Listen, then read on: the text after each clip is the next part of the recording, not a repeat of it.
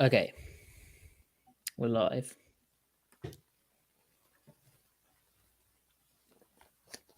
Have you guys seen Everyone's The probably Glass watching. Onion? I have seen Glass Onion. Wasn't that good? Wasn't that a great film? I have half an hour left. I'm liking it so far. I think You it's didn't right. like it, Matt? You didn't like it, Matty? I don't know. It was definitely no whatever it's called, Knives Out. It's fun, heady, quirky. It's fun. It's Um, quirky. It's a bit like pigeonholing random phrases in for no reason. You didn't like Yeah. the part where he plays Among Us? Oh yeah, like That was How long is the very film? Is it- good reference, cultural reference there from Mr. Ryan yeah. Johnson. I mean, yeah, he's trying very hard. I would say. Matty, you're kind of acting like the imposter right now. Yeah. True. Yeah. I get it. But also, Ready pasta, a nice linguine. the oh, I imposter. don't. I'm Have some hungry. macaroni. Please stop. Thanks. You're gonna get a post-show Mickey D's. Maybe if I don't think it's going to be possible because it's like 3 a.m. Like, is a man on a bike going to bring it to me at 4 a.m.? What's your go-to McDick's order? McDick's. Yeah, So, McDick's. I mean, you can't really go wrong with like just a Big Mac. You know, I mean, you can definitely go wrong, but Yeah, what? Your toilet Yeah. has a different perspective on that. no, just a Big Mac. It used to be Big two Mac. Big Macs and like some chicken nuggets. 2 Big Macs. God damn. Yeah, you know, you're a student. You got to Yeah. pack on the pounds. Yeah. Yeah, Little fry, little bit of fry. but I want to try. They've got like a new chicken sandwich here. I want to try that, but I feel Right. like that could be disappointing. So It probably will be. yeah, It's gonna seem like But- it's going to be worth it before, and then that's like all McDonald's. But the post McD's clarity mm, hits pretty quick. yeah. So Yeah, with the Glass Onion though, just going back to that, I felt Mm.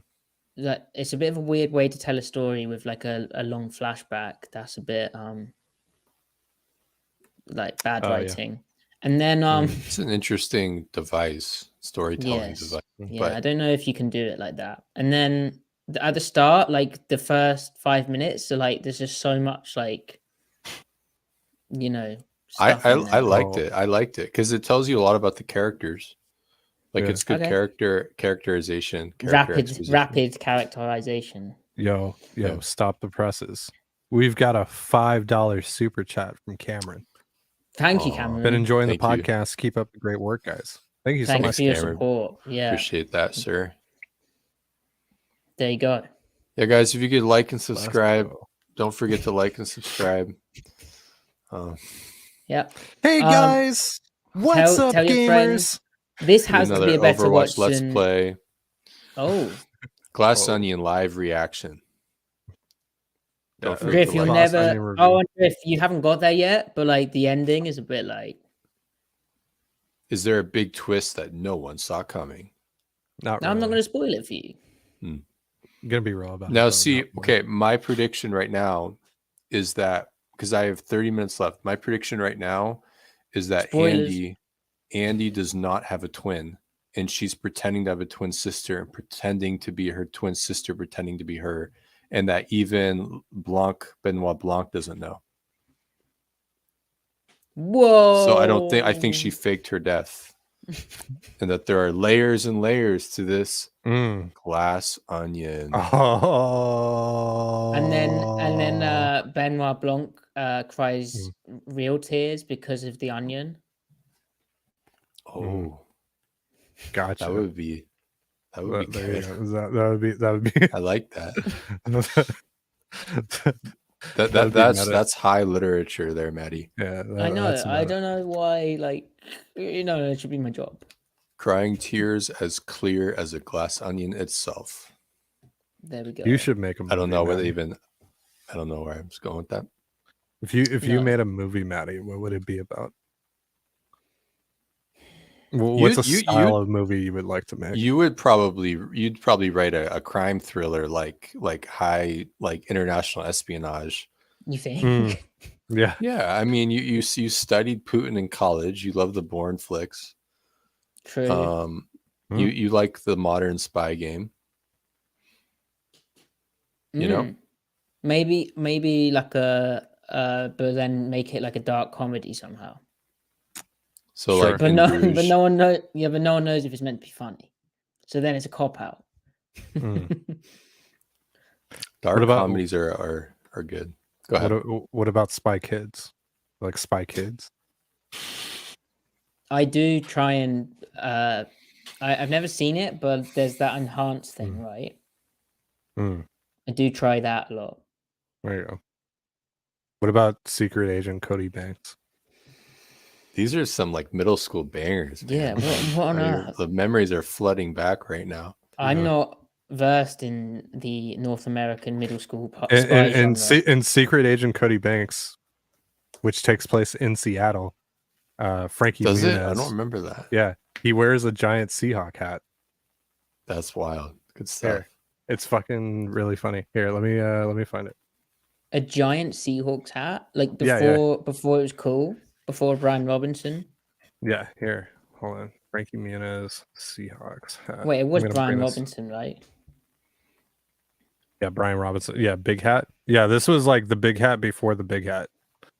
Whoa, that sounds like a Whoa. really cool movie. It's very epic. It's an epic teenage thriller featuring Frankie Muniz and Hilary Duff.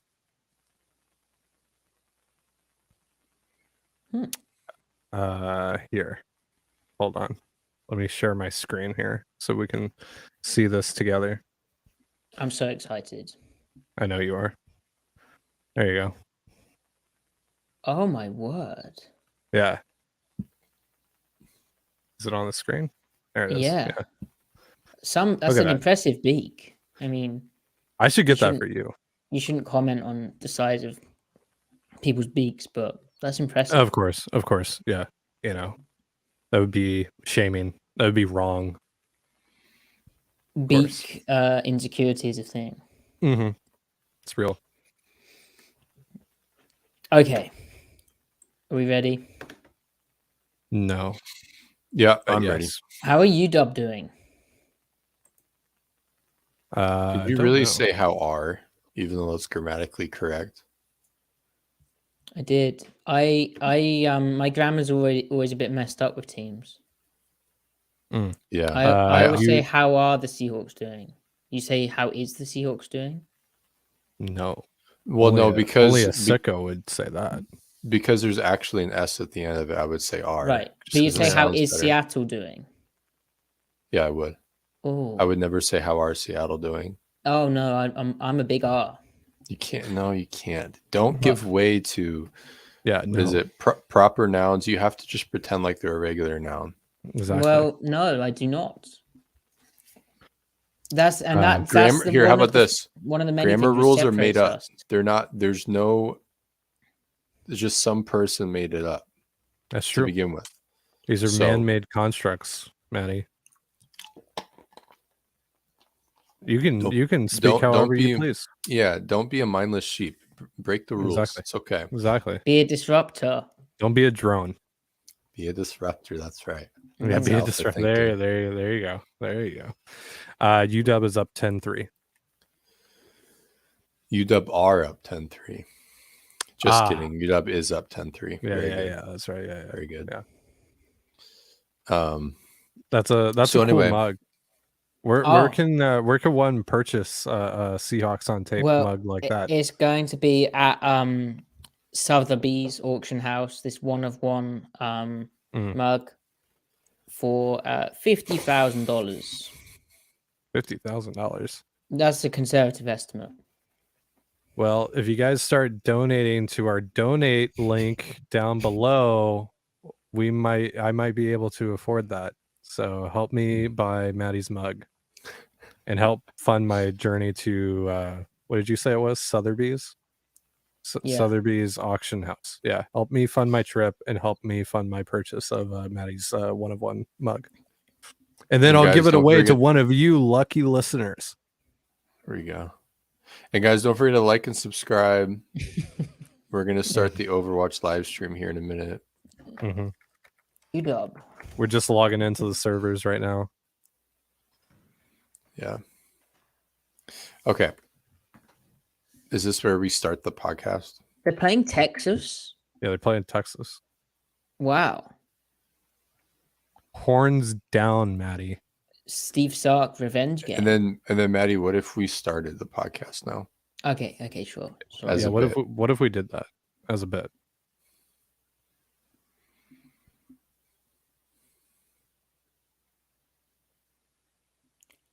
Welcome to the Seattle Overload podcast. It is time for the Seahawks Chiefs tape review. Yes, Seattle lost, but unfortunately, or fortunately, we're here having watched the tape, the all 22. Griff, overall, is there room for cope? Like, offense wise, it's pretty bad. Well, yeah, there is, because where they performed poorly, I think that would be like offensive line and especially isolated to players where, like the tackles, for instance, we kind of know what we're signing up for with them. It's every week. You have no idea what you're going to get because they're rookies, and good rookies can have horrible games. At any given point, especially rookie tackles. That's just the nature of the beast. So if anyone's going to have a bad game, you'd hope that it would be the guys where you can only expect them to get better. So that's kind of where I rest my cope. It is frustrating that the right guard play has been really poor.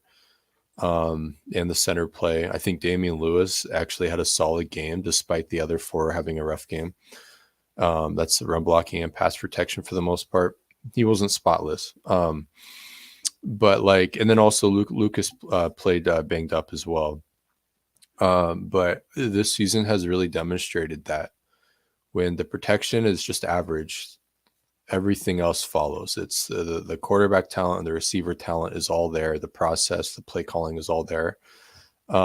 So really it's just the offensive line play has gone to an asset to a complete liability, like extremes. So with some in between, but like it really lives on extremes for the most part. So it's not consistently average. It's really good and really bad.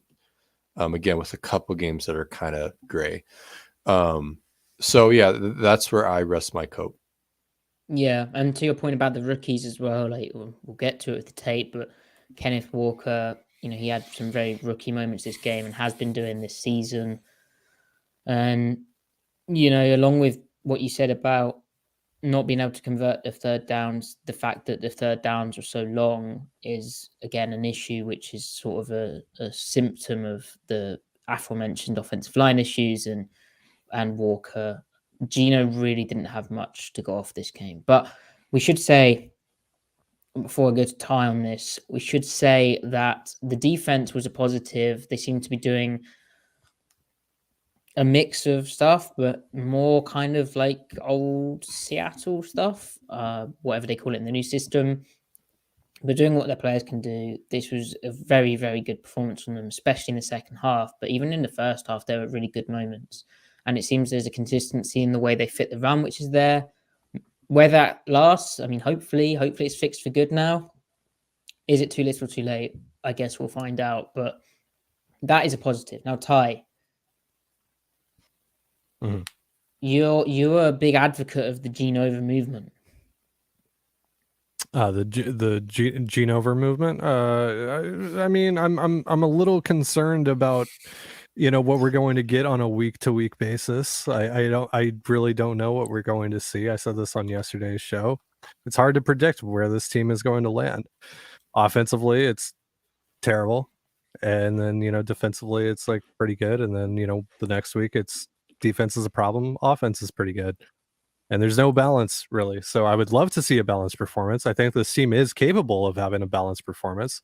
But until I see that, I'm starting to lose some faith. But no, it's not actually Gene over, despite what my colleagues here, or at least one of my colleagues here, is trying to lead you to believe. Okay, right. So if we make our way through chronologically of the offensive performance, we did neglect it, really. We really did last week. We sort of put our fingers in our ears, decided just to focus on the defense, got more and more unhinged on that. So we'll focus most of the pod on the offense. And if we start with a 2nd and 12, as I annotate on my screen, don't do that. If we start with a 2nd and 12,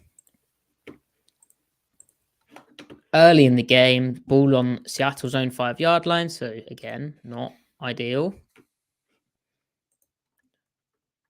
And they're in this look, and they run guard tackle rep.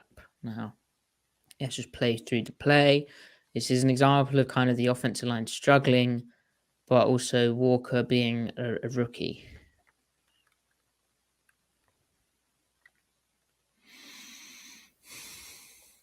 Where, there's a world where he can actually set these kind of blocks up where they pull the backside guard and the tackle, but he kind of runs himself out of the potential play.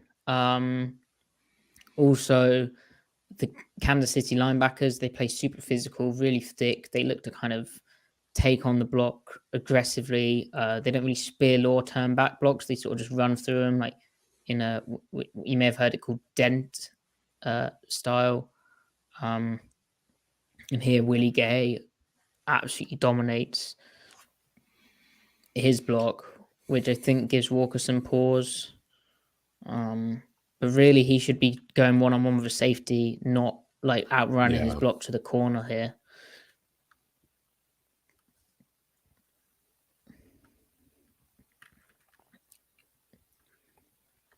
Would you like the end zone angle, Griff?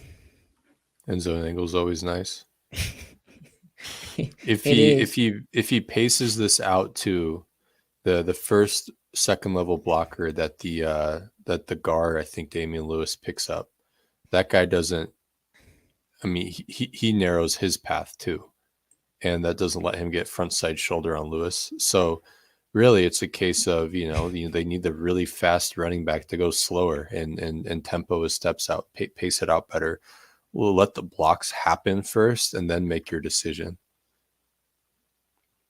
Because they have 6 blockers, 7 gaps, and the Chiefs are playing gapped out with a corner in the fit and a safety coming from depth in the fit as a primary fitter. So the angles don't favor the Chiefs.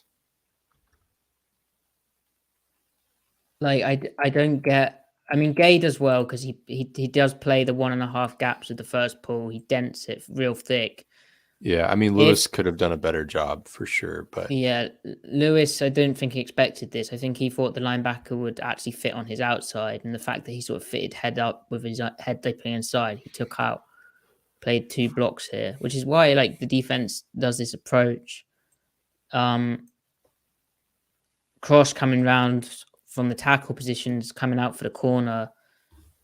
There is a world still where Walker, even with Gay playing this well, if he slows down, he can cut basically off Gay, where if he ends up inside or outside. But because he just, as Griff says, he didn't tempo his run, he ends up sort of outrunning both blocks.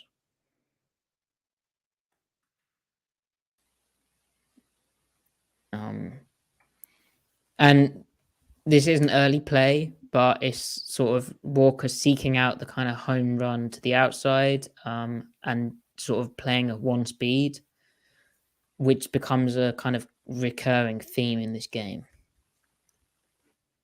I think that's fair. Yeah. Yep. Okay, right. Next play. Okay, so Seattle was in a 12 personnel. Let me get you the timestamp actually as well. So this is just like 6 minutes left in the first quarter on a 2nd and 6.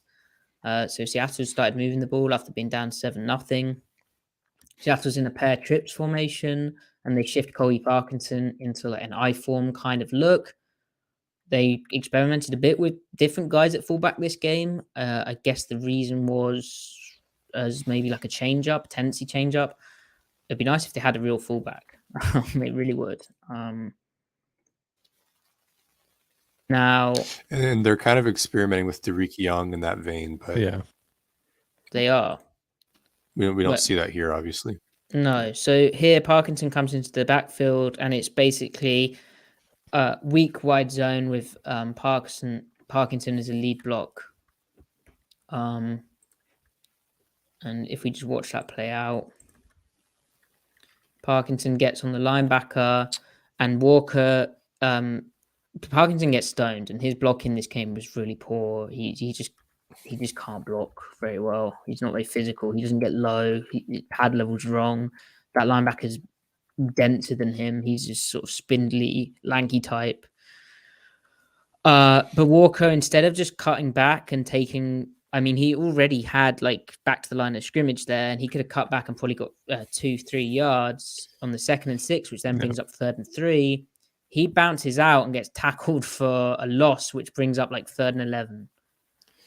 But even if you're going to bounce this, though, why are you hitting?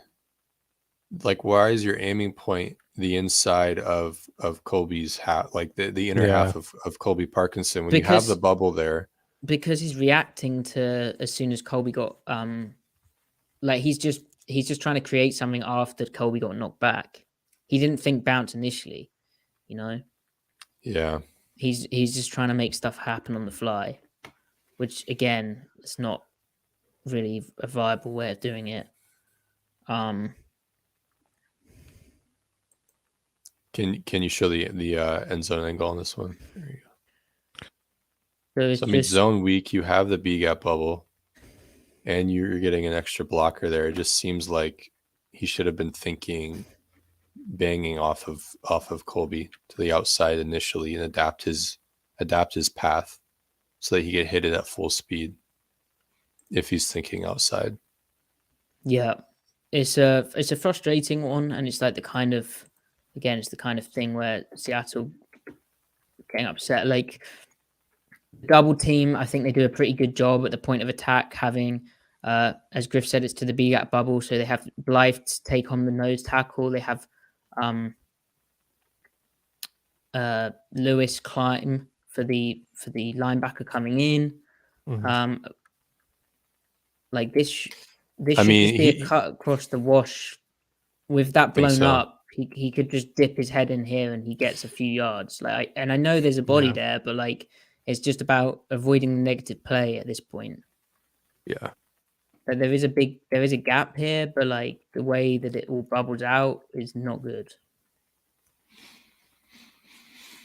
Well, really, at least from the other angle, it seemed like the only way he was going to hit that gap is if he didn't bump into Colby. Yeah. So, yeah. So, and yeah, it doesn't help that Colby gets blown up. But again, it's kind of a recurring thing. Who is this guy? He was very disappointed.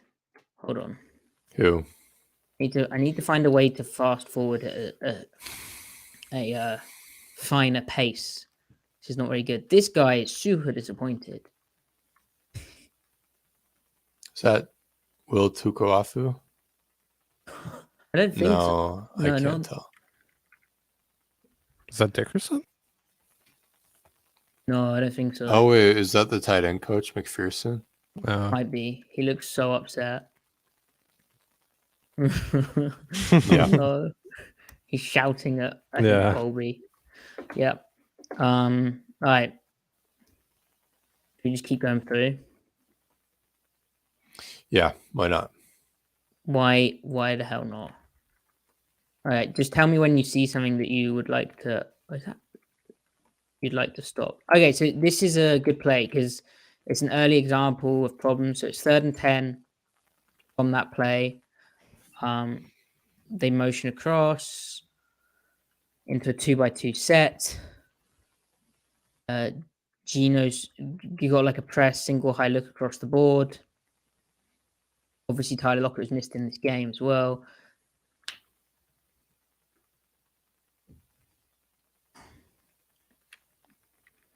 And Gino has no chance here, really. Like, because they mug the front one way and then send two through the B gap from the other side.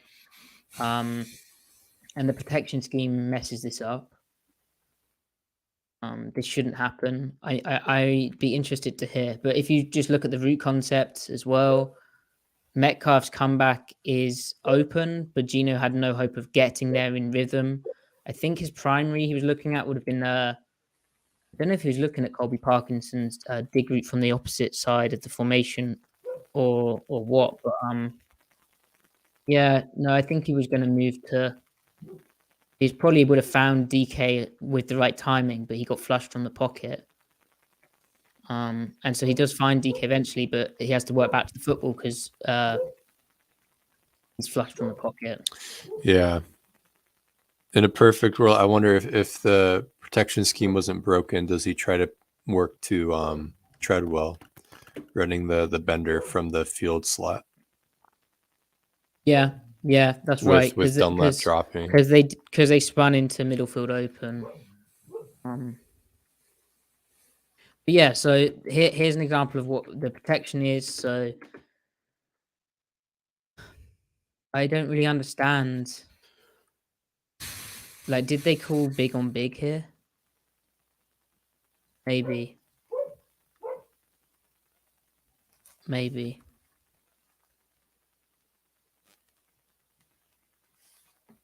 But like, it's just surprising to me that Lewis didn't see this to his left and went to double with Blythe. Yeah, I'm not sure.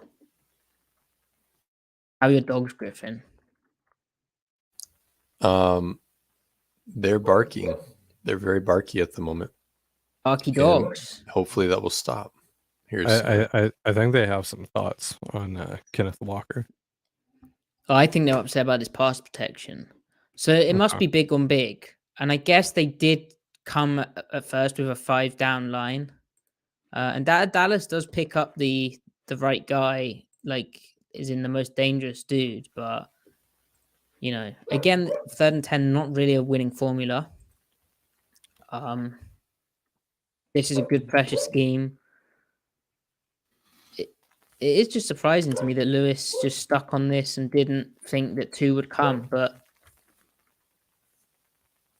could come from. Yeah, because I mean, you've only got you only have 2 receiving threats, and you don't need that many guys. You don't need to play 4 over 2 week. So why would he think? I don't know.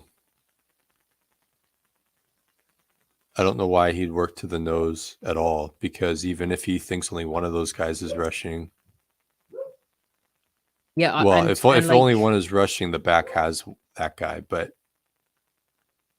yeah, to me, the first guy he ignores is really dangerous, right? As well, like it's right up the middle.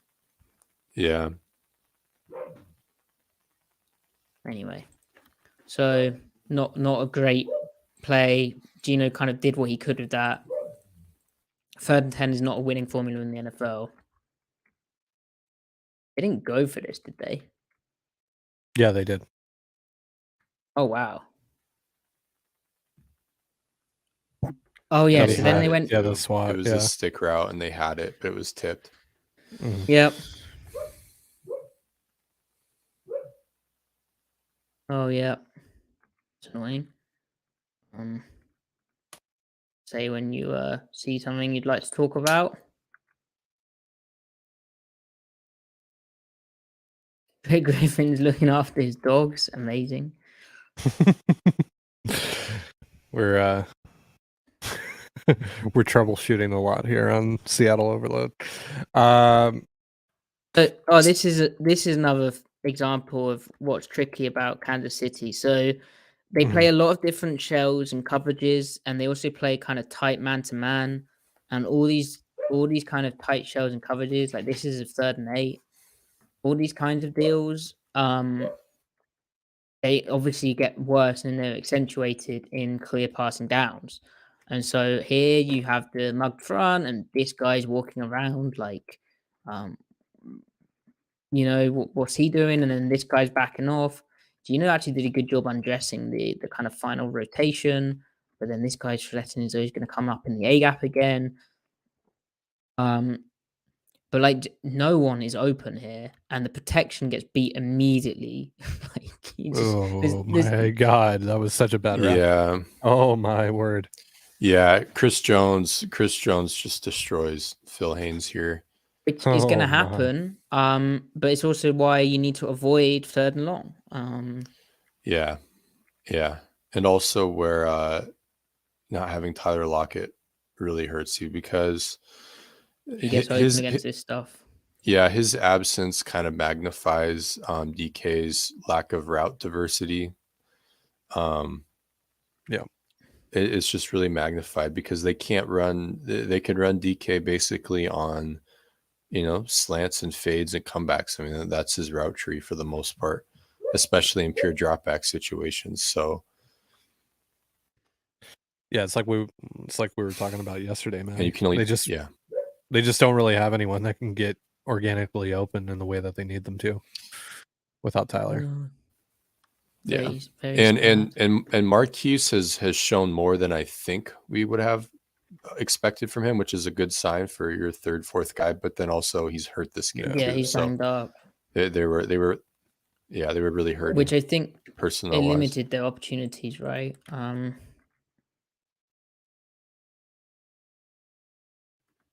Oh, so this is duo where Walker, I mean, he's not tempoing, but he manages to bounce out of it well. And then they ran duo again, and this is Parkinson having another nightmare.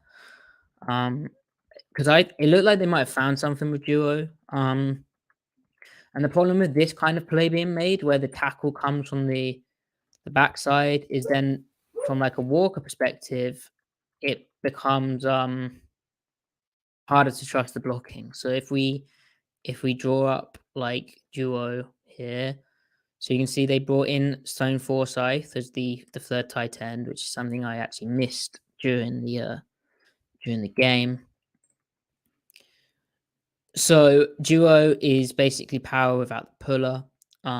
So you get a load of double teams up front. So like bang, bang, bang, bang, bang, bang. And then depends what happens over here. And then the running back is going to hit this kind of front side, this A gap, and then read the Mike linebacker. And if the Mike linebacker, who they designate, but I believe it's this guy, if he charges downhill, then the running back can look to bounce it back outside. But it's all about pressing this A gap and the double team on the 3 tech in this instance, and then you can either bounce or hit it up the middle. And so if you watch what ends up going on here, no, everything's good.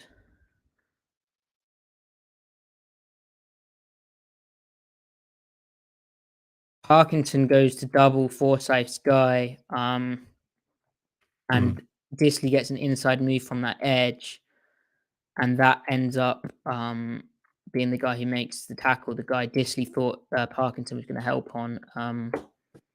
That doesn't happen.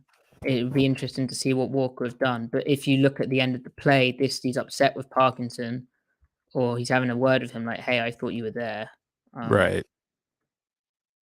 Look, they're having an argument. Yeah. Now, the thing which is interesting and a bit sad, I guess, is am I doing the right playback speed? Yeah. So because of that penetration, they allow front side, which like that'll kill duo. Like if you're playing defense against this, you want the kind of penetration to kill it, penetration front side. And if you see here and you pause it, I think I got the wrong mic. This guy, 42 is the mic. So this guy's come downhill, right? Walker could have, if we didn't get this penetration going on, Walker could have pressed this double team. Imagine Parkinson's stuck here right? Yeah. Then Walker can press up here, and then he can run off up here. Bounce it. Yeah. But because of the penetration, it kills it, and he has the bubble. He ends up going like this, and then having to zigzag back in. So yeah, just a bad missed assignment, missed pickup from them here, which costs the run. And then that, like I said, it means you lose trust as a running back in like what's real. Then it brings up 3rd and 6, familiar theme. I mean, they'd consider that more manageable. However, this is the infamous 3rd and 6 where they false start, and then it's 3rd and 11. And then what do you do on 3rd and 11? Well, one, you're in 3rd and 11, which isn't great. Yep. This is 13:01 left in the second quarter for those at home.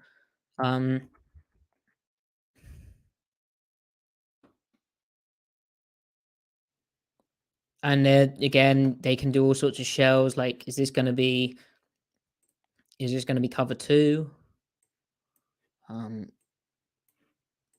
Is it cover 2 kind of look here? Is this guy, or are they gonna play cover 1 and blitz maybe, and play man across the board like that? It could be a lot of different defenses because they don't have to worry about defending the run. They know you're going to get passed on 3rd and 11, like most NFL teams like that. They end up in that kind of like cover 3, I guess. No, it's cover 1 robber. Yes, cover the 1 robber, but the robber is doubling DK. Gotcha. And if you look at what happens, Gino immediately is thinking, one-on-one to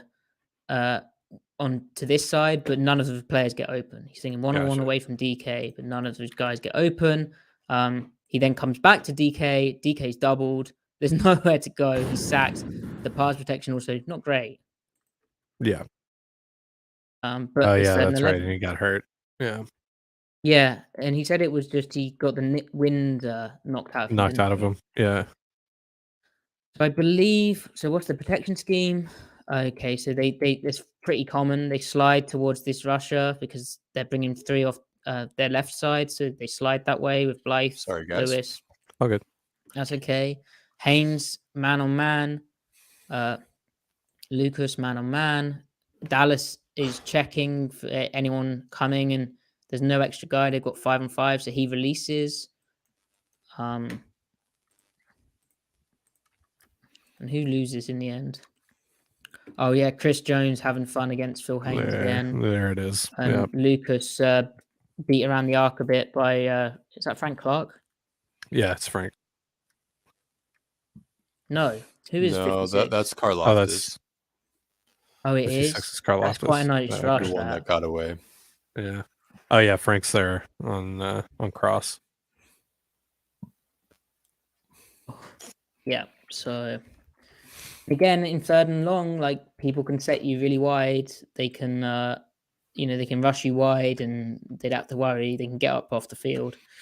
Yeah, and like their game plan, they were really hamstrung because they were already doing loads of quick game. So you can't just replace the run game with even more quick game, because then their concept diversity is just even less diverse. So they're going to sit on quick game, and however quick game is doing is going to do even worse. So, and the fact that the runs weren't hitting at all, like the incremental runs, on early downs, especially to this point in the game, it made 3rd downs really, really tough. So, I mean, you got to have at least something going for you, and they didn't have it. Between run blocking and pass protecting early downs. Okay, so this is another play where it's like, so it's a 7 and 2 in the second quarter, 2nd and 10. Seattle has really kind of been liking 2nd and long runs, and they have been efficient until this game, really. Yeah, I don't understand the blocking here either. Now I'll get to that. So like the idea is that like it's a zone read with a split action, so you leave the backside edge unblocked, but then Disley wraps around. So it's let's play it through slightly. So they have this little jet thing going on. It's inside zone, or I don't know, would they call that mid? No, it's inside zone. No, it's inside zone. Yeah. Yeah. And then here comes Disley wrapping around. You have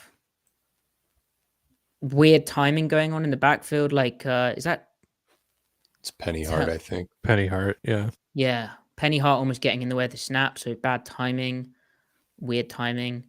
Disley goes for this guy, which doesn't Weird. make sense. I don't know why he doesn't like Dunlap hides from him. Dunlap was disruptive against the run in this game. Well, is it supposed to be like zone read arc instead of like zone read, like zone split, like split zone read? I don't know. I mean, maybe, but like, why are we not blocking a guy who's unblocked? Hunting down the. I said a bad word there, actually. See, what I don't understand though is why is Walker not trying to like press the backside A gap bubble first? Yeah. And then like let that be his track and then work to the front side A gap if something's there. But he immediately goes for. Yeah, this is insane. This is not like maybe what is he doing? Like never do that right there. That's not. Yeah. It's inside zone right now. It's not outside zone or mid zone.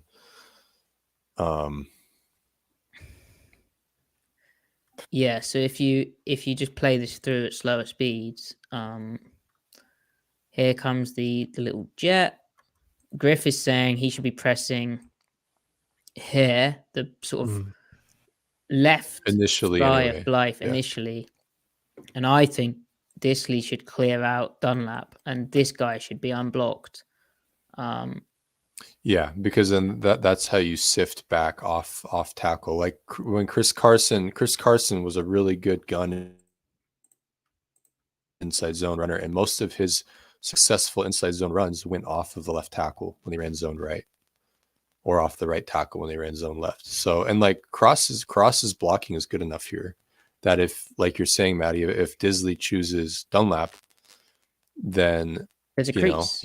There's a crease, and even if it's a narrow crease, I mean, Walker has excellent contact balance, but he runs like he has to be devoid of contact. It's like, dude, use what you have.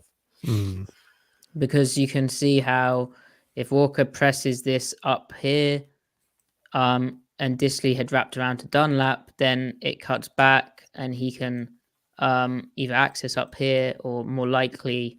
Well, I guess that could happen, but Dunlap's playing so tight, it could go up here. Now, maybe this guy makes the tackle, but we're talking like, that's 3 yards, which I mean, become 5 with the way Walker runs. Right, exactly. And how many runs have we seen happen exactly that way against the Seahawks defense, where there's a guy available, like a corner available to tackle, but corners making tackles can be 3 to 5 yard runs, Yeah. So that brings up 3rd and 11. Like, I just don't understand. Anyway,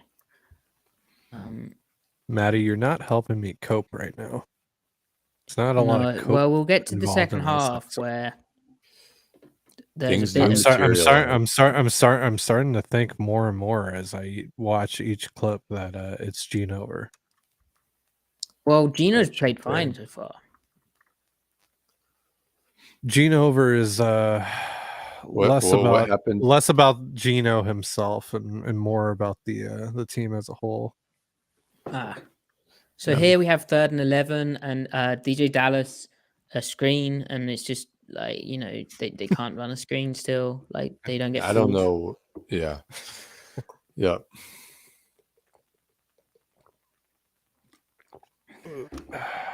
If it was that Blythe, if he just stays on his feet and have more of a presence on that block right there, like he stumbles, honestly, like Dallas might have a chance to make something happen. Yeah. Because that means that guy that I think is that Bolton, their linebacker, won't be the first guy to contact him. Yeah. Okay. Right. So that's the end of that drive. Now they're 17-0 down.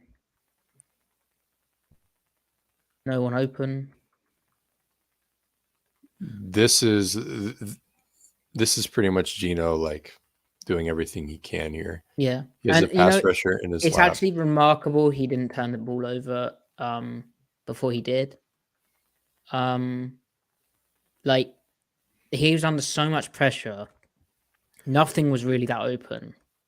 Yeah. The decision making was kind of flawless. It's the right guard again getting nuked. Is that Gabe Jackson this time? Yeah.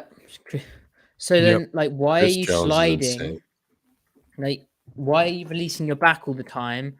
Why are you sliding away from Chris Jones, even though he's playing for 3-tech? Like, maybe we could do something there. Like, maybe. Well, maybe they want 5-man protection in the end zone so that to protect against the safety.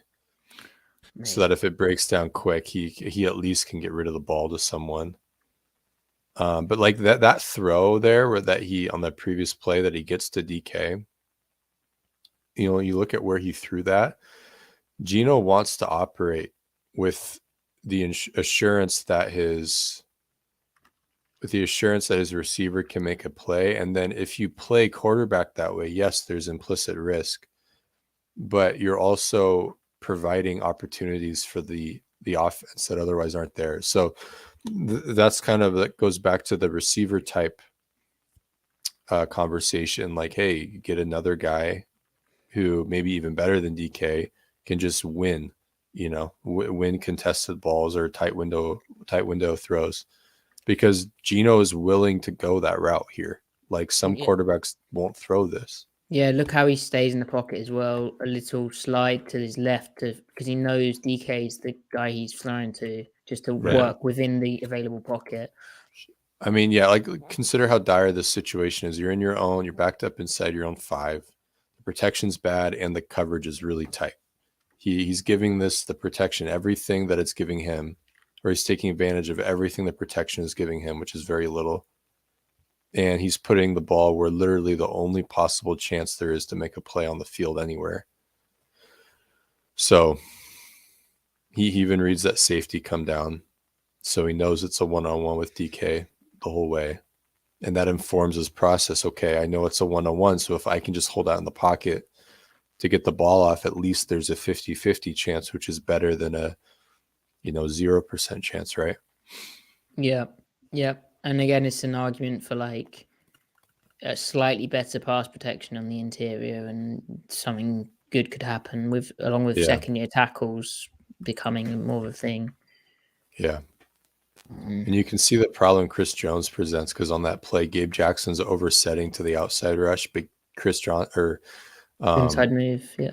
Yeah, he's just so Chris Jones. He's just so fluid at moving back inside. And hey, his contract is really easy to get out of if you're the Chiefs this offseason. Just saying. Oh, that's very interesting.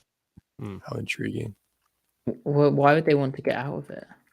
Okay, so we should talk about this shot to Metcalf, because this is like perfect football. So Seattle got into 1st and 10 after Dallas run popped, like kind of a gun run, like tendency, catch them off balance. Is a 2-minute drill.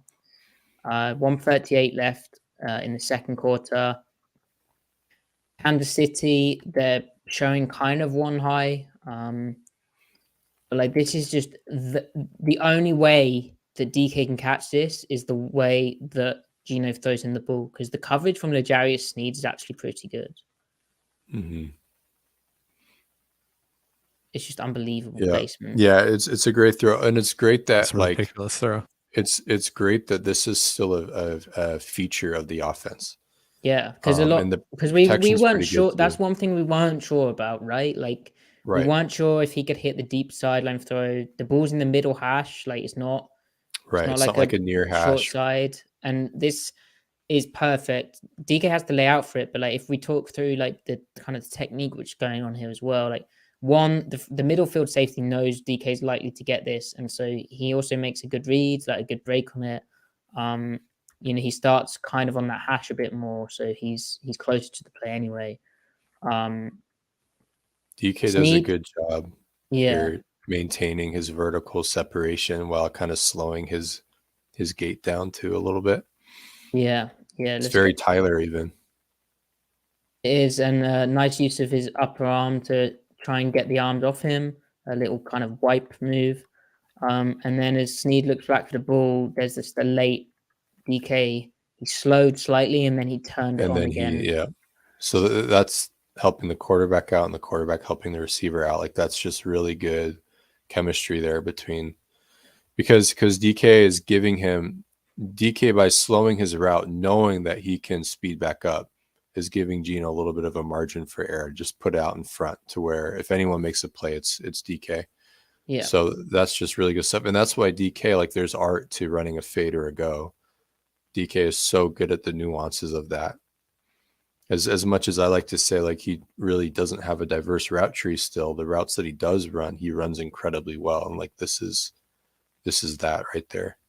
Yeah. He's not just a 4-3 guy. Like he knows what he's doing on these routes. And you can see Snead's I think he's kind of twitchy at the line of scrimmage with his feet, not getting that settled. I think he knows that this is going to be a deep shot. Yeah, because he knows he's in a one high defense. He knows he's pressing DK Metcalf.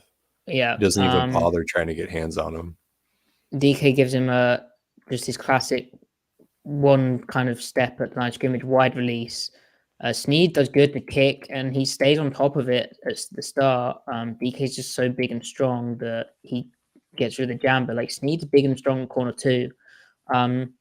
This here, like that looks like a pick, which is what we're kind of speaking to of like Gino's placement is perfect with the ball in the air.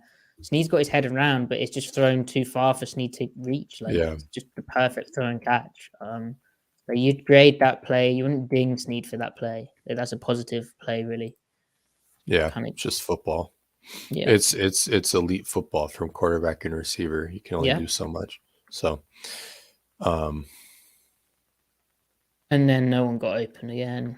This next one, I mean, the receiver on that previous go ball gets bodied through his stem. Oh, and it's Treadwell. Yeah, I mean, like in Treadwell, like he's a big body guy. You need to at least maintain the red line, but the split feels wrong as well. Like why the split is weird. Why is he that wide? Why is he so wide? Yeah, that's odd. To the field as well. Like what are we doing here? Like give yourself the room.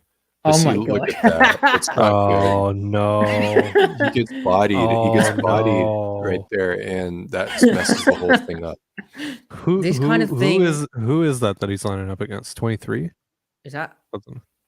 I don't know who 23 is. Disrespectful to me. But their so corners are like bashing the heck out of Seattle. You can imagine though, like where having Tyler Lockett out here makes a difference because these opportunities to throw fades are so far and few between. Yep.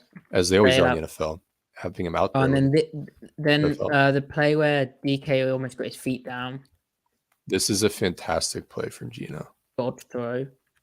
So, like, I mean, again, another situation where they saw one of their few opportunities to call like a deeper drop back concept. And anytime they had these opportunities, Gino went for it. He didn't leave any meat on the bone with what he was attempting to do. So he even has middle pressure right on him, but he holds his ground in the pocket, gun 3 drop, kind of taps his feet to time it up right. And look at where he decides to let go of this ball. Look at what the quarter safety, the field safety is doing, like right there. So he's as soon as his body language starts to nail down on the dig routes, kind of a Mills concept.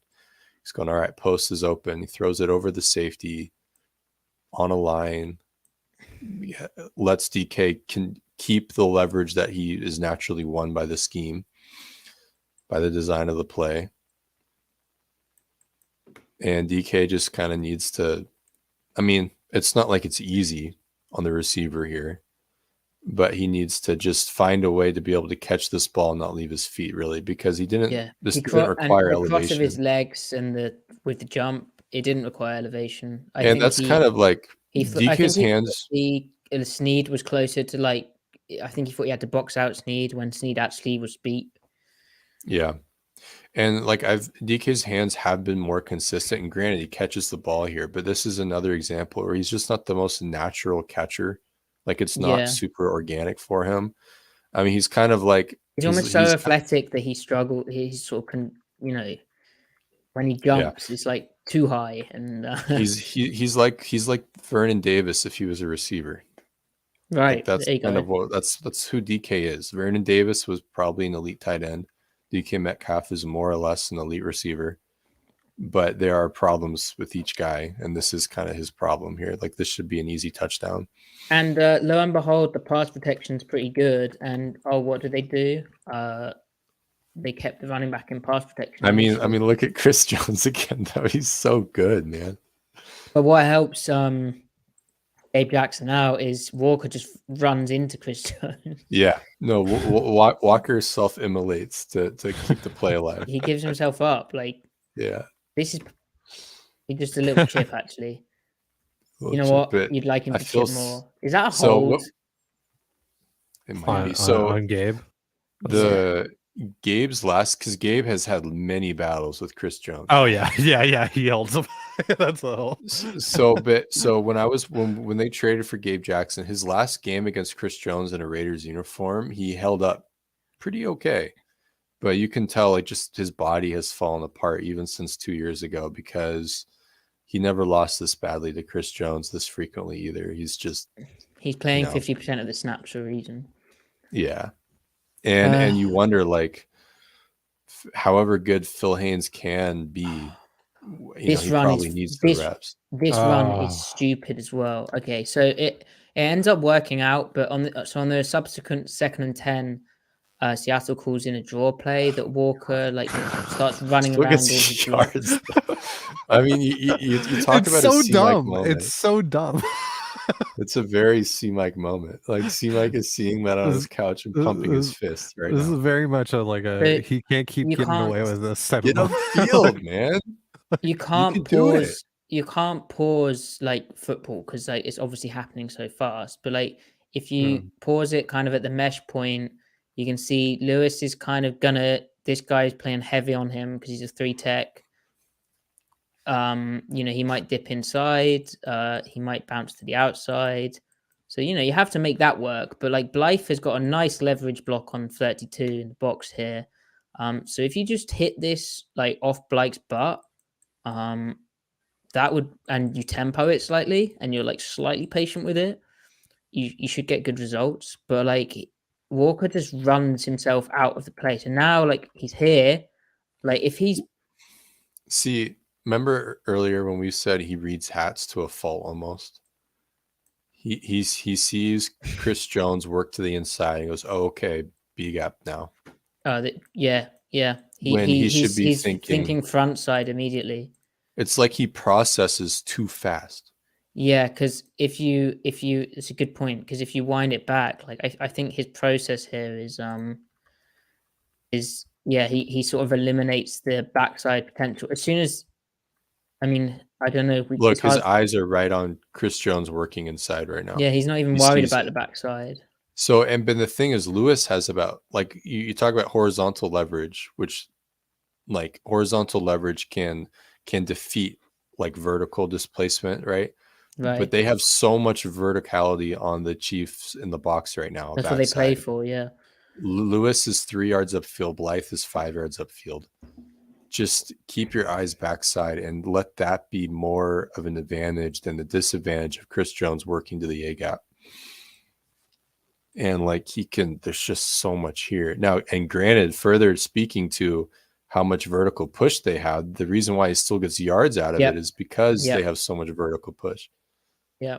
And the other factor at play is the safeties actually fitting front side on this more so. So like he's technically up in here. That's crazy. So it further makes the cut back or the bend back a option. Yeah. Like I'm going to say something controversial. I really don't think center is that much of a problem for them. No, in either case. Blythe is not a good blocker one-on-one, but he doesn't need to be.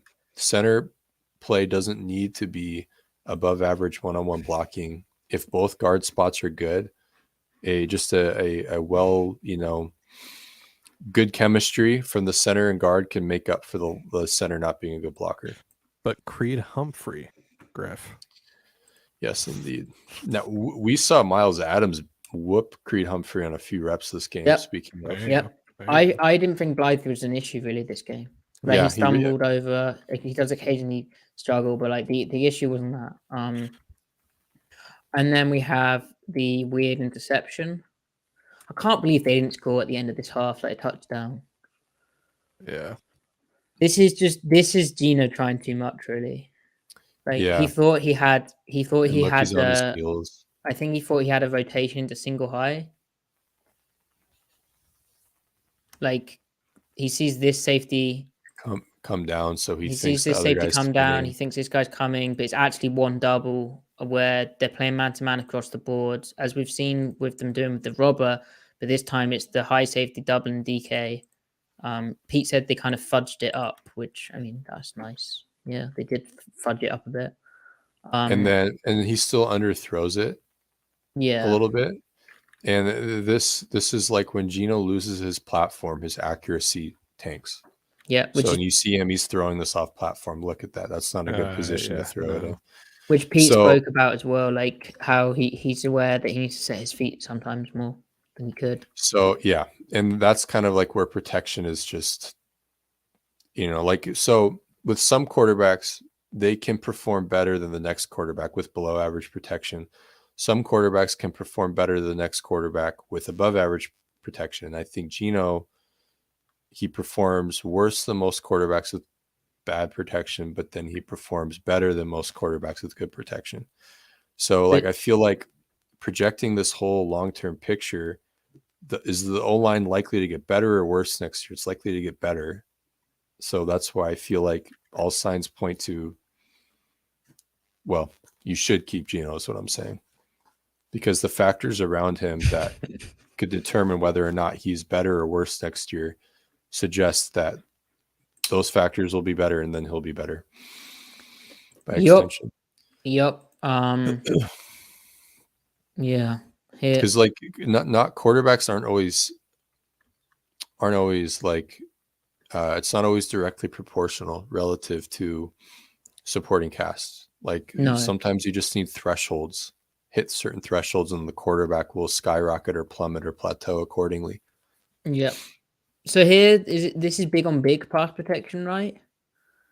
Why are they releasing? Why release Walker? Why not just slide one way and put Walker in there the other way to help out? Why have one-on-ones across the board? Like Walker runs the check down route late. I don't understand. Like why you call big on big here? Like Walker would pick up. I don't understand the protection. There's no advantage to him. Like releasing. I don't know. Yeah. Anyway. So this is their quick game wide cross concept, isn't it? Short wide cross, whatever they call it. But like stick cross, basically. Yeah, I guess that's a good way of doing it. It kind of is, yeah. Honestly, they had an option to lob one up to Colby if he wanted it. If they block it up, he probably does lob it up to Kobe. Well, he signaled before the play. Like he thought he had a look that he didn't have. Look, he signals to but yeah, he signaled to DK. Like they thought they had the look they wanted and they didn't. They got double coverage. Look. Here. There's also a picture of it on Jetty Images. Okay, but they got a bailout, right? They got and by the way, that was not hold. Like that is not a flag. I completely think on Snead. Did they call it on Cross? No, they called it on Snead for his press. Remember? Like it negated the pick. Like, this is not the pick didn't happen because he rolled out of bounds on top of someone. He didn't establish himself. Right. Oh, is that what happened? Yeah, so it wasn't going to be a pick either way. But kind of what precipitates the faux pas though is where's the penalty? Like Cross loses. Yeah, I mean, I could see them calling it on Snead because his hands are wrapped around his left hip or waist. I don't see it. I still But the don't flag's see out it. before that. That's I my don't. problem with it. Oh Yeah, The yeah. flag I comes don't out see it at before. all. Yeah. They call it on his jam. It's a quick jam. Remember when Seattle had that quick jam flag called Yeah. against them? Oh, didn't they say hands to the face? That might have And been it. clearly he's in the chest. He's not in his face. Yeah, DK I think hits him in the face. Yeah, yeah. The rest were goofy this game because there's this call in Kansas City they shouldn't have called, and there's the one on the false start on Blythe earlier when he didn't do anything. So Bleat Clakeman was getting pretty drunk on Saturday. he was drunk. One thing He was drunk shit. So this isn't this Parkinson gets no separation. Good decision check down. Then they're like, oh, let's try Parkinson this time. Parkinson doesn't catch And the this is a ball. crazy anticipatory throw, like the placement on this. Because if you look at that hook linebacker, like especially on the end zone, it's crazy. Like this is when he's so earlier when I mentioned, like, you know, it's in Gino's nature. He wants to throw those 50-50 balls. So that's kind of, we should consider that for the draft, right? This is the other side of that token. He also wants to rip these balls where he trusts the receiver to win on the in-breaking stuff. And he can throw the ball in front of zone dropping defenders horizontally. So that's where you get into the Addison, JSN, Flowers, Downs world. Who are these names, Griff? What is this? Oh, we're talking draft, baby. But so look, he puts this right inside the hash, and he knows exactly where the linebacker is. So this is the flip side of that same token. So just keep that in the back of your mind as we approach the draft. Go get him a guy that will dunk on corners one-on-one, or go get him guys that will win at will over the middle, and he will lean into that assignment full tilt. It just depends on who you draft. So yeah, okay. So, and then also we have to consider who would Waldron rather have, and I think that's ultimately because he knows Gino can go either route, no pun intended.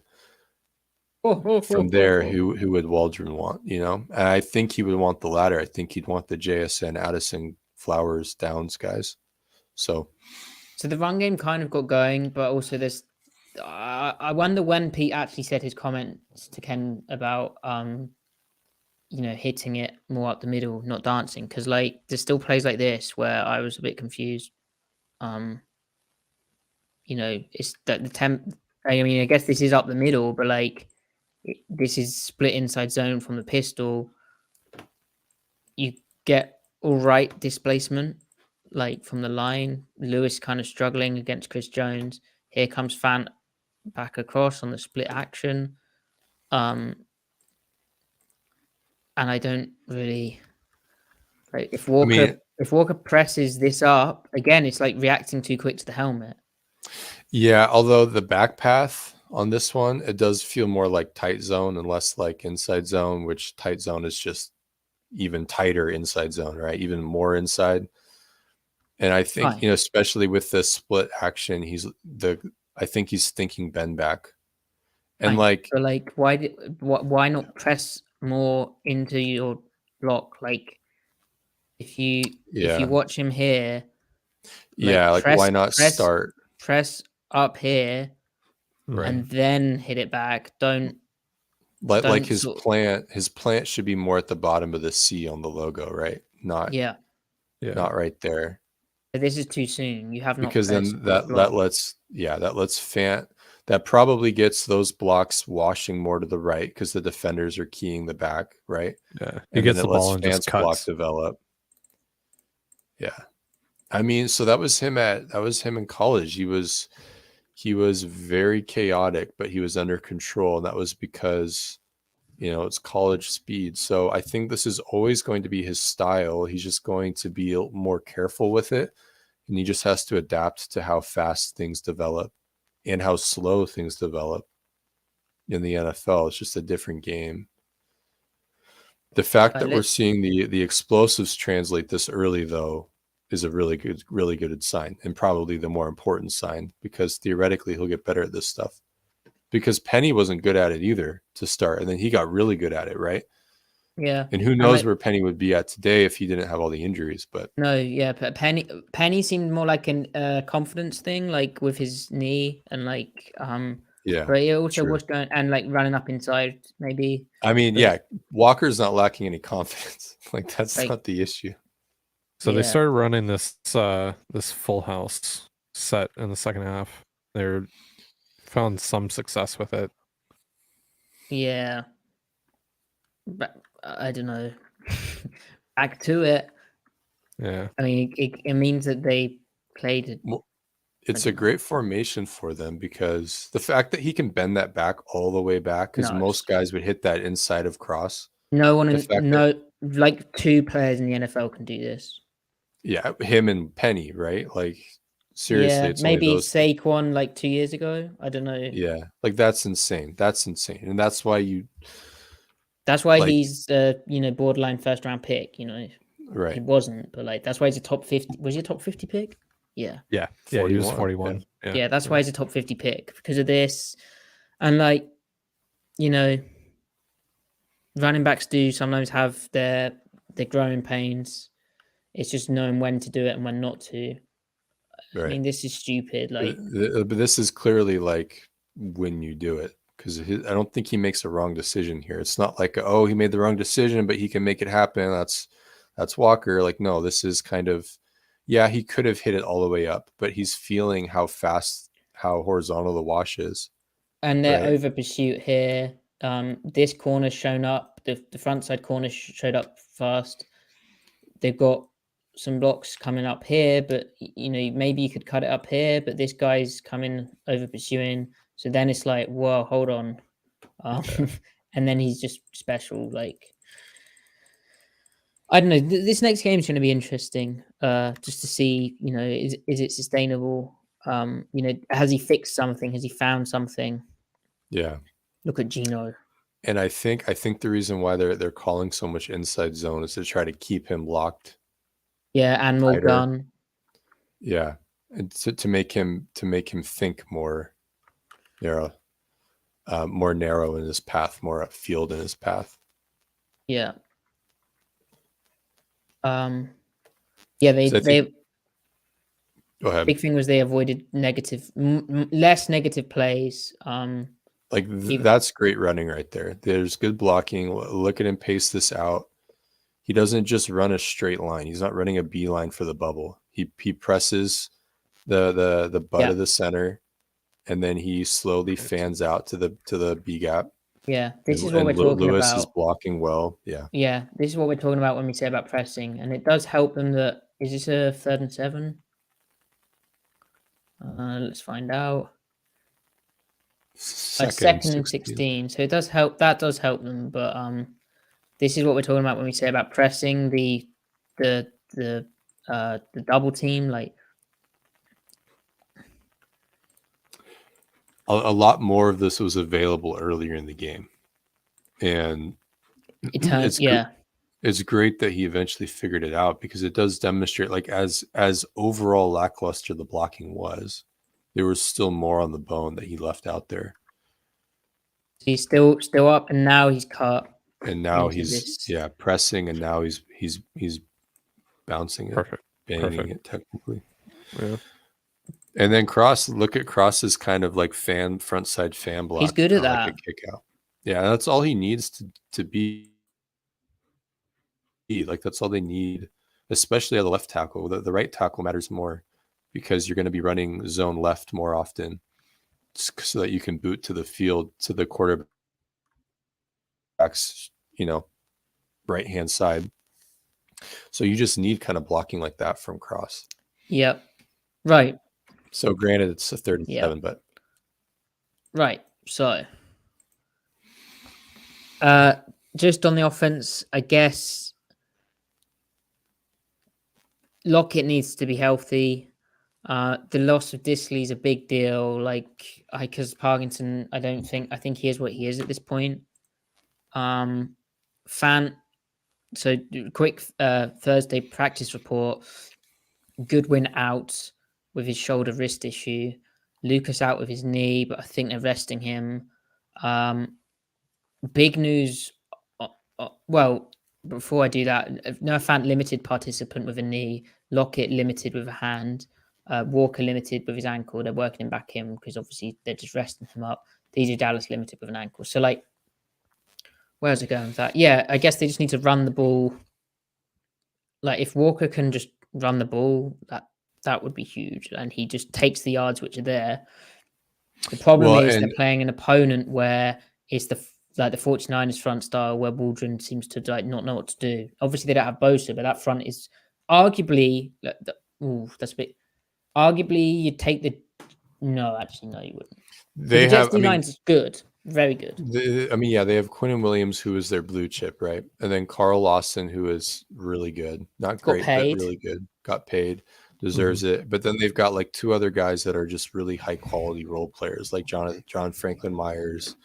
And then I've got another guy that I'm blanking on at the moment. But like, so that's their floor of play. And you look at kind of Seattle, they have high quality floor player guys on their defensive line, but they're lacking the blue chip. So like the value of the floor players, as I'm using that term, is even magnified even more when you've got a guy like Quinnen Williams in there. So yeah, that's how they function. Then they draft a corner like 3rd overall or whatever it was, and they signed DJ Reed, who's a Pro Bowl caliber corner. So, and then nickel's really good.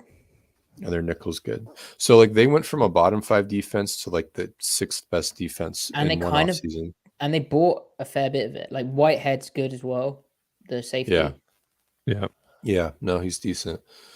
They have Marcus May, right? I don't think so anymore. He went to the Saints. He went to the Saints. That's it. Yeah.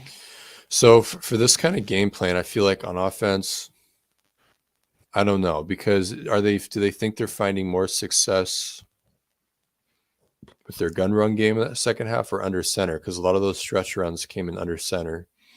So I feel like in gun, they need to think more with Tyler out there. Let's try to be our regular drop back team, but then have the run checks in there so that when they present those light boxes and we think we can take advantage of it, check as necessary. But then under center, be heavy, even with Disley out, be a 12 personnel team. I don't think they can do it.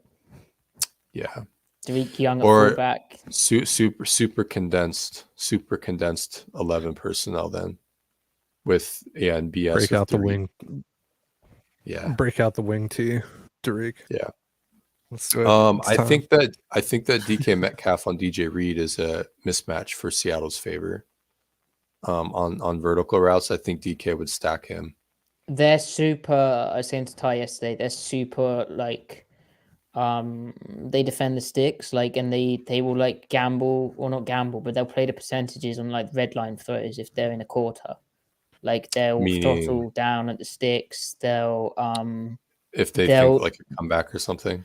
Yeah, and they'll just sort of say they'll be slower to transition and try and almost catch at the sticks and then kick outside with like vertical routes. And just sort of say, well, threading that into the red line, like they play with like pretty aggressive leverage. This should be a heavy pistol game, the high tendency then, so that you can get into your drop back game from pistol. And maybe that's Waldron's sort of way of being okay with like the wide 9 deal and because against go ahead. 49ers. 2 lowest rates of under center of the season were by far against the 49ers. They didn't throw out a whole part of their offense. Yeah, they need to hope like this is the Saints game where they're facing a formidable defense. But if they can protect just enough, they can use formations to try to win, like not conceptually, but win like the tendency battle, because they hit a lot of those possession targets on the outside. By running like full house pistol or running, like drop back from under center, like 5-step drop back from under center, no play action. And like the concepts weren't helping them, the doing what concepts out of what formations did, because the Saints are thinking we're defending something else. Yeah. So I think this needs to be kind of that kind of game. And they just need to hope the tackles hold up better, because I think they can.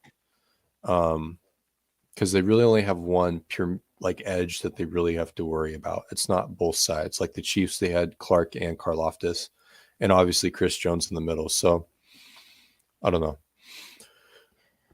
Okay, I don't know. and then other side of the ball, is the defense going to be okay? Like, I feel like the Jets, they don't really have the running back that they started the season with, or even the second running back. But like, Yeah.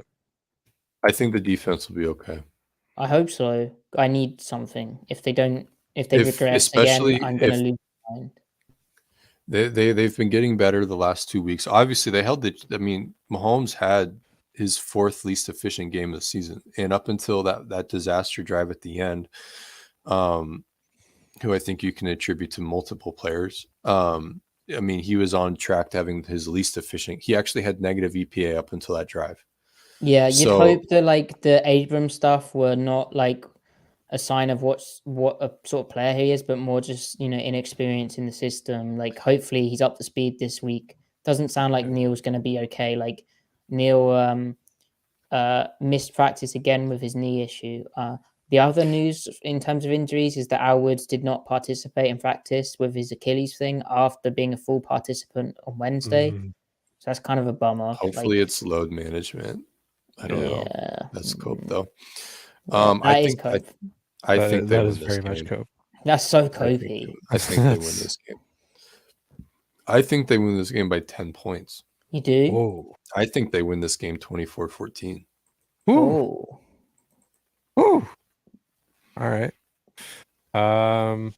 Wow. Look, I said it at the top of the show. I think that this team is capable of putting together a balanced effort.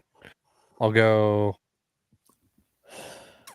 17-13. Damn, okay. Seahawks. Would you Seahawks. like you didn't Should be want clear. you didn't want to know what the Vegas lines were, Ty? No, I don't The care. Jets favored by 2.5. I have my own lines. You do? My own lines say Seahawks by 4. So The same ones that say Brian Reynolds is a surefire Mariner. exactly. I heard he was going to the Rangers. I heard that you're dumb.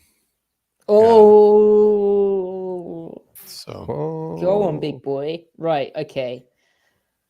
Matty, I was gonna ask, have you been to Hadrian's Wall? Have you visited Hadrian's Wall? Yeah, I go there all the time. Is it cool? I mean, it's a wall. Yeah, but it's history. Like, do they still have like, what do you call them? Like the watchtowers? Highlanders there. Are there Roman watchtowers still standing to this day? Is that the same thing as the gum wall? Yeah. Obviously, you guys have highways cutting through it. I mean, I think right? there's like maybe And one roads. or two things which you can imagine as a watchtower, but I think they're mainly ruins. There's like Right. little bits of rubble on it, like it's a wall. Right. Like, Right. Mhm. Right. what are we doing here? Right. There's But like you guys have highways that cut straight through it. Obviously, there have to be. I mean, highways, like Okay, it roads. ain't like an anything? American. Yeah. There was roads. Yeah, Nice. I like roads. you do. You like playing on Big roads? roads guy. Big roads guy. Yeah, Big U-turn guy. roads are. Yeah. It's true. U-turn. You can't U-turn without a road. I Exactly. mean, you can't. We should I get do it that all the printed time. on a shirt. You guys always U-turn without roads. You're always talking about it. You're always saying, "Hey, let's do this funny thing where we say about U-turning." I'm not on a road, Yeah. but I'm just going to say it anyway and make it a whole thing that we just keep bringing up, and Matty obviously really likes. Matty, you seem And upset right now. it slays every time. It slays every time. Yeah. So Oh, it kills. I mean, It kills. look at our ratings. Anytime I say, "Yo, U-turn," No one All in right, the chat is liking it this week, so maybe it has to die. Usually there's one someone. thing. come on, One- chat. Back us up here. And then Matty, I didn't know there was like, what is it called, Antonin's Wall? Like there was another wall further up near Scotland. Have you heard of that one? I think the pronunciation Antomans. Or is it Antoine's Wall? I honestly don't know. It was something like that. Oh, Antonine. Antonine. Very Latin. What Very about Roman. it? I didn't know there was another wall. I knew there was Hadrian's Wall, but I didn't know there was another wall altogether. I don't think I've been there, to be fair. Like, I have been to I've been Adrian. to that part of Scotland, but When was the last time you were in Edinburgh? Edinburgh. Edinburgh? Is it Edinburgh. bruh? Okay. I Edinburgh. was. Bruh. I went there. I went there in April. Oh, Oh, fun. Yeah. That's It's- right. You told me about that. business or Yeah. pleasure, Mr. Brown? Pleasure. Mm. So when you go there, are they like, ha, you're English? Well, say anything? interesting question. I do believe there's a sentiment amongst some Scottish people that Edinburgh is actually very English in terms of their sentiment and their preference for Britain. Whereas I think some Scottish people take the mick out of people from Edinburgh because they're like, You're no true we Scot. hate England. Yeah. They take the mick out of them. Yeah. And also Edinburgh's viewed as quite posh and, Yeah. you know, Wait, is snooty. this just regular? Is this just regular rural versus urban battle lines being drawn? Because that's kind of No. global. No. That concept is global. No, it's not. For instance, So like it's not- Glasgow is very urban, and that would not be considered Okay, as snobby. I see. But then in Edinburgh's doing Scotland, well for not. itself, though, right? Isn't it like one of the? Yeah, that's part of the problem. You know, it's like I it's see. too affluent. You know, I see. like in some people's eyes. Also, not to get into it, but there's like no, we won't get into that today with Scotland. We'll talk about that another time. We'll get into geopolitics next time. Yeah, but you can have a deep fried Mars bar. I've never had that, but like that's a thing. Interesting. Yeah. Okay, Deep fried what anything really. Scotland, like, that's what kind of- British Isle nation has the best cheese? Who makes the best Wales. cheese? Maybe, Wales, really? maybe. Well, you can get like a nice Welsh goat's cheese. Okay. Mm. Because I was going to say the best cheese that I've had from there that's been imported might be a basic answer, but it's just me, is a Dubliner cheddar, white cheddar. Yeah, I mean England so does. good, man. Wensleydale. You ever had Wensleydale? Yeah. It's Yeah. nice. Cheddar's great. Stilton. You into blue cheese? Stilton's nice. Yeah, I've had Stilton. Oh dear. Why oh dear, whatever you. You just didn't sound too keen on it. No, it's good. Yeah. This is reminding me of the Stilton. Yarg? Like mid. Is Yarg cheese? Is that English? Yeah, Cornish I don't know. Yarg. Yeah, you should have some Yarg. Yarg's great. now, is that truly English or is that Yes. like Nordic influence from the Nordic invasions? I mean, I feel like you can get into everything is very I mean, the UK is a melting pot. Let's be exactly. real. It's beautiful. It's multicultural. That's Yes. part of its beauty. Yep. Yes. Yeah. Go. I'm gonna bring you when we. This is eventually reminding me of the meet- Monty Python cheese skit, though. When we eventually meet, I will bring you some Cornish Yarg. Cornish Yarg. But I feel really Why? bad for Americans because like your cheese is really bad. Yeah, our claim to fame is like Beecher's, and it's fine. I mean, you can find good cheese here. You just have there's just so much. I The don't problem believe with it. America, no. There's really good novelty stuff in America. You can always find excellent stuff. The problem is there's just Novelty. way too many options. So like you can find elite anything here if you go to the right region, the right place. There's just so much crap that you have to wade through to get there. Also, 300 million people. It's just have you ever had a Mhm. blackcurrant, Griff? yeah. Oh, you Yeah. have? Yeah. Right. Yeah, that troubles me. The blackcurrant. Well, just how it used to be illegal and all that stuff. I didn't know it used to be illegal. That's news Yeah, to me. they're really good. Like in Skittles in this country, a blackcurrant flavored, not grape, That's wild. and they're far superior. Like hipster places in Seattle love putting blackcurrant into everything. Oh, that makes sense. So I've had my fill of that. Yeah. Alright. Nice. Right. Okay. So the Jets How money about line. Emmentaler? You like Emmentaler? Emmental. Yeah, that's solid. Emmental. I mean, to be fair, like with the French, you kind of have to hand it to them. They know what they're doing with cheese. Yeah, no, they know what they're doing with cheese. Now, do you guys import a lot from France? Well, we used to. Oh, Let me- right. That's Yeah, Let me there was tell a Griff. There was this little thing that happened. was there an exit of buying French What? goods? So the You- Jets money you could line, say. Griffin. Yeah. The Jets are 2.5 favorites. Matty, are we there already Jets made our that- picks. This Matty, are there this Jets that information go is back only and relevant forth to you now. between- Are there Pardon? Jets that go back and forth between England and Paris? Yes. Jets train. in Eu- I don't know where I was going with that. Jets in Europe. Wow, crazy. Yes. Oh, you know Yes. what's weird? What do you call an aeroplane? An air jet. Airplane. An airplane. An Yeah, air, what's that about? Why not call it an aeroplane? You talking about? You guys say aeroplane? An Yeah. aeroplane. Why'd you say airplane? That's so weird. You sound like an asshole saying that.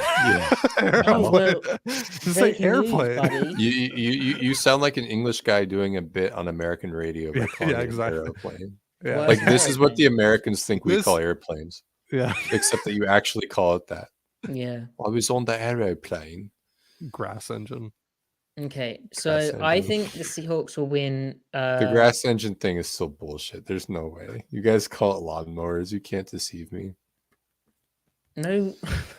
I mean, yeah, if we're talking to an American, but like it's a grass engine. Mm-hmm.